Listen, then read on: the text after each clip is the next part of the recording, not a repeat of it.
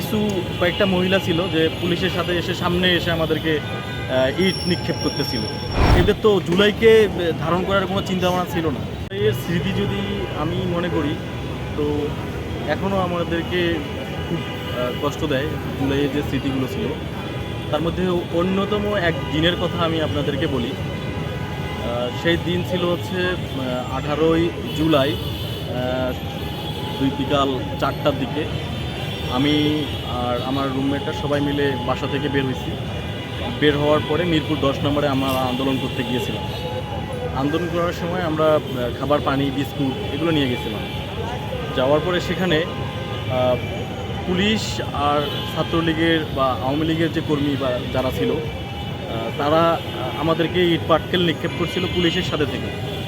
কিছু কয়েকটা মহিলা ছিল যে পুলিশের সাথে এসে সামনে এসে আমাদেরকে ইট নিক্ষেপ করতেছিল। আবার অনেক আমি দেখছি যে আমি নিজেও যখন ওরা কাঁদুনে গ্যাস নিক্ষেপ করছিল তখন আমরা ওই কি বলে ওটাকে গেঞ্জি খুলে কাঁদুনে গ্যাসটা ধরে আবার আমরা ওই পুলিশকে নিক্ষেপ করছিলাম। মানে আমাদের চোখের যে ঝাঁঝনিটা ছিল সেটা তাদেরকে দেখানোর জন্য আমরা আবার তাদেরকে নিক্ষেপ করছিলাম। তখন ওরা আবার আমাদেরকে ধাওয়া দেয়, আমরা তাদেরকে ধাওয়া দিই। এইভাবে মুখামুখি সংঘর্ষের এক পর্যায়ে ওরা যখন পারে না তখন হচ্ছে ছোড়াগুলি ছাড়ে। ছোড়াগুলি ছাড়লে আমরা দৌড় দিয়ে আবার 10 নম্বরের দিকে যাই, থানার এদিক থেকে আবার 10 নম্বরের দিকে যাই। এইভাবে অনেক দিন মানে ওই দিনের সারাদিনটা এরকম করে কেটে গেছে।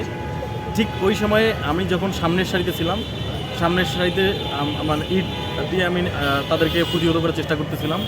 এরপরেই কিছু ছেলে পিছন থেকে ইট নিক্ষেপ করছিল। এরা তো শহরের ছেলে, এরা আসলে আন্দোলনটা বা ওরা যে ইটটা নিক্ষেপ করে এটা তো জানে না কীভাবে ছুঁড়তে হয়। তো ইটটা এমনভাবে ছুঁড়ছে, দেখা যাচ্ছে আমি সামনের সারিতে আছি, সামনে গিয়েছি, আমার সাথে আরেকজন ছিল, ইটটা এসে তার মাথায় লাগলো, লেগে একদম রক্তাক্ত অবস্থায়। তখন আমি তাকে জড়ায় ধরলাম, ধরে আমার কোলে নিলাম, নিয়ে এমন অবস্থা সবাই তো পিছনে চলে গেছে।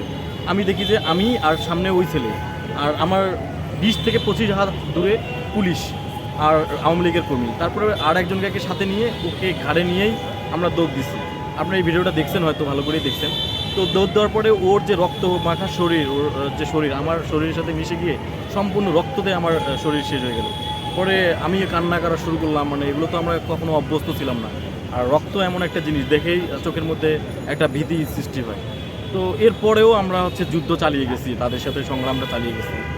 ওই ছেলের কী অবস্থা আমি নিজেও এখন জানি না। পরে আল হেলাল হসপিটালে ভর্তি করাইছিলাম। তো এখন আমি মনে করি যে আমাদের যে ওই স্মৃতিময় যে দিনগুলো ছিল, এখন আমাদের যে অন্তর্বর্তীকালীন সরকার গেছে, আমার মনে হয় না যে অন্তর্বর্তীকালীন সরকার আমাদের এই জুলাইকে ধারণ করে গেছে। এরপরে বিএনপি সরকার আসছে। বিএনপি সরকার তো 5 তারিখের পরেই 2-3 দিন পরেই তো বড় একটা সমাবেশ ডাকছে পল্টনে। তো এদের তো প্রথম থেকেই চিন্তা ছিল যে ক্ষমতা যে কোনোভাবেই নেওয়ার চিন্তাভাবনা ছিল। এদের তো জুলাইকে ধারণ করার কোনো চিন্তাভাবনা ছিল না।